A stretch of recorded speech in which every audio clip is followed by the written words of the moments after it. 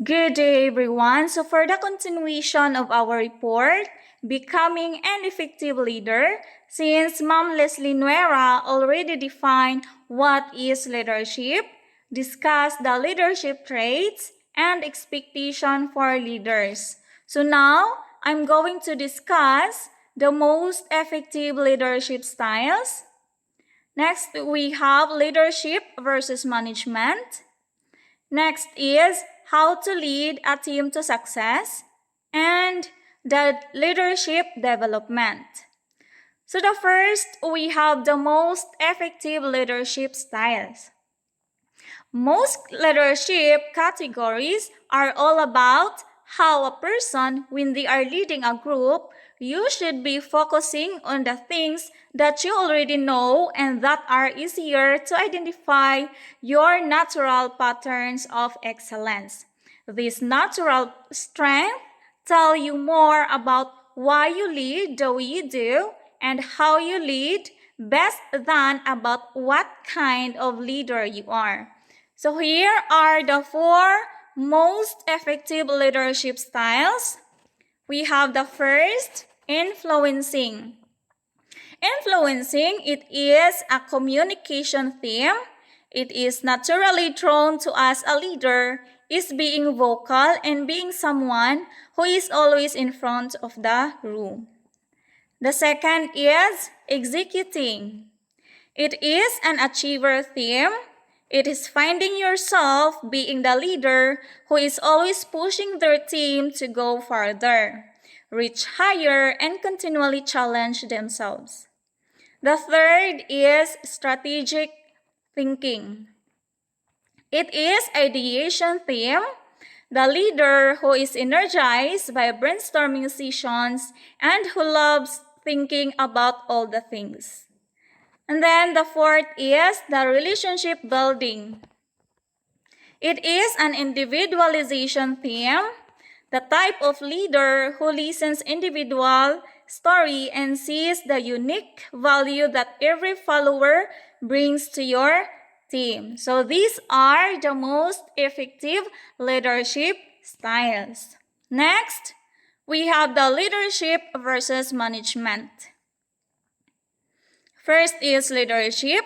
Traditionally, leaders have been responsible for creating the overall strategic vision, while the management is the managers are the ones who get things done, execute leadership direction, and direct teams. Okay, so for the difference between leadership and management is that leadership always involves leading a group, whereas management need only be concerned with responsibility for things. Next, we have how to lead a team to success. Success is measured and defined differently by all, which means that good information on how to lead your team to success or understanding what makes a successful team can be hard to find. To lead successful team, be willing to admit to your team that you are not great at everything. It's good to acknowledge and it's better for your team to hear. Next, we have the leadership development. We have the 3 areas in developing the leadership. First, we believe that knowing your strength is a great foundation for creating a leadership plan. So the description of your top strength and the order in which they appear will be unique to you because just as we believe that no two leaders lead the same way, and we also believe that no two people have the same strength. Next, the second is learn to identify your own key experiences. Key experiences are events in a leader's life that result in learning, growth, and increased capacity to effectively lead. Next, the third is take a look at the 7 expectations for leaders. Start with a self-assessment. Which one of these core leadership competencies do you really well? How can you get even better? Then determine which one doesn't come as naturally. And how can you use your natural strength to develop it? Okay, so we have the characteristic and qualities of a good leader. We have the first, integrity. It is an essential leadership for individual and the organization. It's especially important for top-level executives who are charting the organization's course and making countless other significant decisions.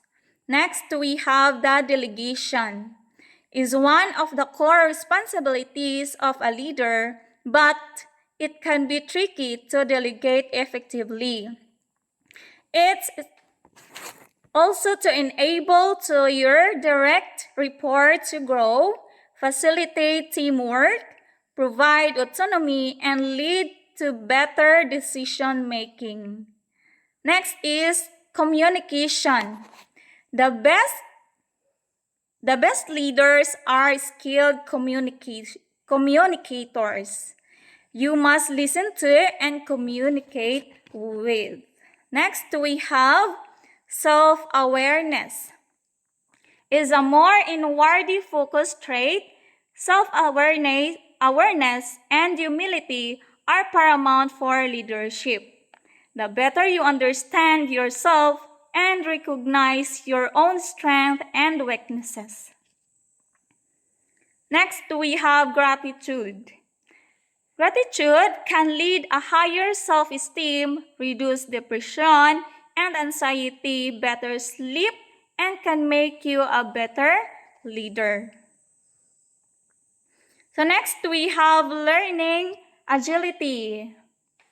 It's the ability to know what to do when you don't want to do. So if you are a quick study or are able to excel in unfamiliar circumstances, you might already be learning agile. Okay, next we have the influence. It's quite different from manipulation, and it needs to be done authentically and transparently. It requires emotional intelligence and trust. Next, we have the empathy. It's correlated with job performance and is a critical part of emotional intelligence and leadership effectiveness. Next, we have the courage. It's a key trait of a good leader. Having courage enables leader to step up and move things in the right direction. Next, the respect. Treating people with respect on a daily basis is one of the most important things a leader can do. It will ease tensions and conflict, create trust, and improve effectiveness. So those are the characteristics and qualities of a good leader. Okay, so now we have the 3 core beliefs of good leader can be developed. First, we have good leaders are made, not born. Leadership is a skill that can be developed. Good leaders are molded through experience, continuous study, and adaptation. Next, the second is the good leadership isn't about just one individual. It is a social process. It's about people working collectively to achieve results together. And the third is we have the good leaderships never stops. It's a journey. Just keeping learning and growing, and you will be an agile learner, will be a long career. Okay, so for the summary of our report, leadership can often be equal parts high confidence and self-esteem, and worrying if you are doing it right while continually searching for answers. An effective leader is the ability to define outcomes. So here are the most important leadership traits. We have trust, compassion, stability, and hope. Next, we have the 7 expectations for every learner. Build relationships, develop people, lead change, inspire others, think critically, communicate clearly, create accountability, and the most effective leadership styles we have influencing, executing, strategic thinking, and the relationship building. Okay, here are the 10 essential leadership traits: integrity, delegation, communication, self-awareness, gratitude, learning agility, influence, empathy, courage, and respect. So here are the focus questions. Number 1, which one of these traits do you excel? And number 2, which one doesn't come as naturally to you? And number 3 is, how can you lean on strong complementary? And here are our references. Okay, so thank you so much for listening, and I am Jessa El Naraiso and my partner Leslie Nuera saying thank you so much.